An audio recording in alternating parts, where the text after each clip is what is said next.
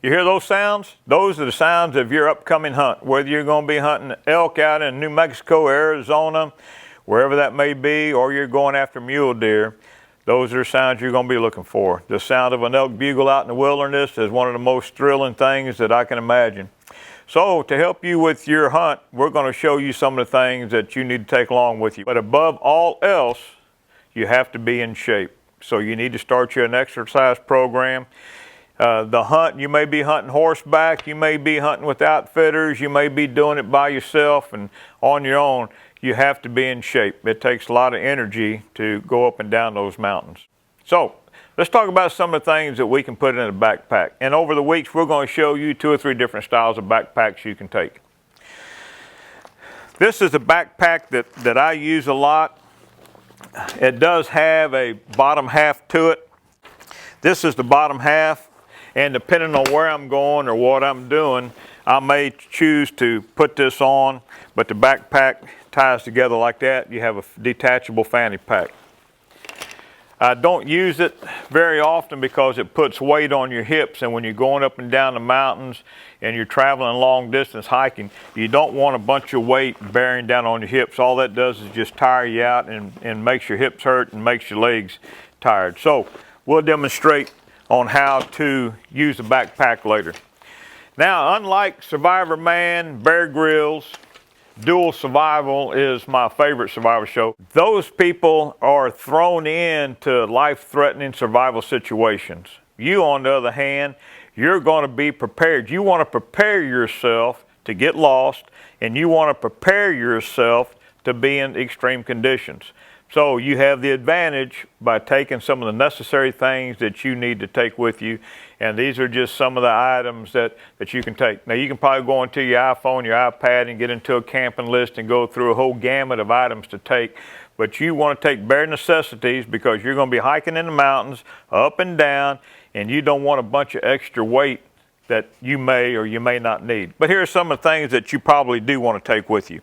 A good GPS. I wouldn't rely on my cell phone out in the wilderness area because you may get into some areas that cell phone reception may or may not work. A GPS is pretty reliable. The one thing that you want to be able to do is learn how to use and read your GPS. It's one thing just getting it and plotting a course, but it's another thing to be able to read the GPS to get back to your base camp or your spike camp. A pair of good binoculars, field glasses are a must. You want some good optics to take with you. And there's a little strap that you can use to kind of like the suspenders. It's suspension and it holds your binoculars close up to you. A good rangefinder. If you create yourself a ground blind or you have a spot in an area that you're going to be able to judge distances that you're not sure of, then a good rangefinder will come in handy. I usually carry 2 or 3 different types of flashlights with me. This is one that goes on my belt. I keep one in my backpack. I also have a Gerber tree saw that you can use in case you need to make you a shelter if you do get lost, or if you need to make you a ground blind and you want to use some heavier brush. And it also helps you to quarter up a elk or mule deer while you're out in the field. Now there's all types of different knives that you can take. I always take my little multi-tool with me. I use that quite a bit, and you may need one while you're in camp or out in the wilderness area. A knife sharpener. I take a pair of gloves, even though it may not be wintertime, but I take the gloves and that covers up the reflection off my skin and it gives me a camo look. A scarf in case the gnats or the bugs get too bad, or in case it gets extremely hot and I need to have a cool cloth to cool myself down with. Always take a spare release. If you're shooting a compound bow, never go out without a spare release. You never know when the other one's going to mess up on you. I have everyday string that you can buy anywhere. And then I have my little multi-tool set for my sights and my arrow rest, and it also comes with a little crescent wrench. And then some extra tools that I take. plastic bag to keep an extra pair of dry socks in case you get your feet wet. You'll have some clean, dry socks to put on. A little pair of nippers. While I'm setting in my ground blind, if there's a twig or something in the way, I can just reach out there and trim it out, or trim me out a little quick shooting lane. And then have a rechargeable flashlight. But if you're not in an area where you can't get a place to recharge your flashlight, they don't do you much good. So if you take a battery operated flashlight, then take you some extra batteries. Skinning knives, multi-tool knives. And I don't carry these, but I'm going to put them back in my pack so I don't lose it.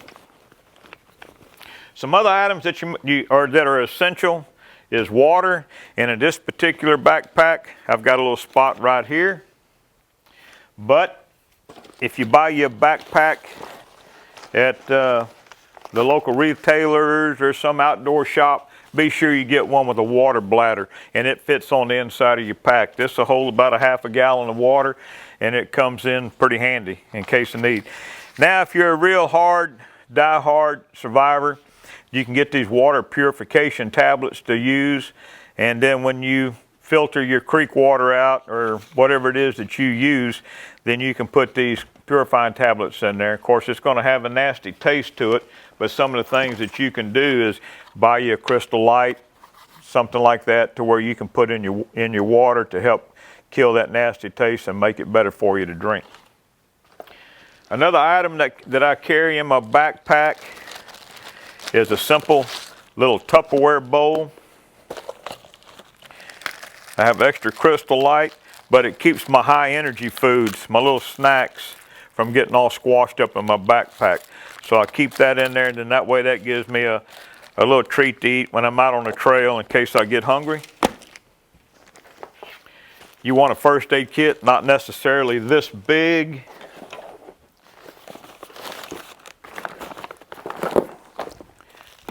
And you can always downsize that. Here's another little thing that I carry in my backpack. I have another multi-tool. I have waterproof matches. A little tablet with a pen in case I need to leave a note for somebody. And then I have a little sewing kit that I use, and it comes with a antacid, comes with aspirins, and then you can also get some type of a sterile pad to put in case you get cut or get a scratch until you get medical attention. Then I have a magnesium flint in case my matches get destroyed and I have to build a fire. Then I can always build a fire with this type of utensil. One of the most important things in a hunting situation and surviving is when you go out on a hunt, whether you go with a guide or not, always tell somebody where you're going. Tell them where you're going to be and tell them what time you're going to return. This is a little checklist of items that you can take with you while you're out there on the hunt. It is called the Bow Hunter Journal. And you can have that while you're sitting out there in the field, make your little notes of your hunt, some things that you've seen. But when you tell somebody where you're going, what time you're going to be back, and you don't return, then maybe they may start thinking about coming to look for you. Because if you don't show up when you're supposed to, a lot of people are going to take it for granted that you're just staying a little extra longer, maybe a little extra time, and they may not come looking for you for 24 to 48 hours. So be sure that you stick to your time and tell somebody, hey, if I'm not back at this time, then you come looking for me. And then if that's the case, if something happens to you, then you can leave a little note in your little tablet and tack it to a tree or to your makeshift campsite, and then that way somebody will know what's happened to you and where to start looking for you. Now, a lot of attention is made to meals and what to take out into the field, and you can get all types of items from the store. These are MREs. These are meals ready to eat. One of these, it weighs a lot, weighs about a pound, but it has all the essentials that you need in there. Some of them are pretty tasty, some of them are kind of nasty, but when you're in a survival situation, then anything is edible. Or if you want to downsize, you can take tuna fish, or you can take some Vienna sausage. It comes in a nice little neat can, very little waste, and you don't want to leave these out in the field. You want to bring them with you, so they're a little bit more convenient to do so. And if you're in an area that has bears and stuff, you don't want to start throwing a bunch of tell me signs to let bears know where you are. So these are easy to clean up and wipe up. And this Vienna sausage can also serves as a little drinking container. So that'll work for you too. You need a good raincoat, because in some of the areas out of New Mexico and maybe areas of Colorado and Arizona, you never know when you're going to get a rain shower. So a good poncho will be your best friend. It'll also give you a little shelter just in case you have to spend a night in the wilderness area. And it gives you a lot of protection from the weather, and it'll kind of keep your body temperature going. So these are just some of the things that you can use, and in the weeks to come we're going to show you more items that you can use.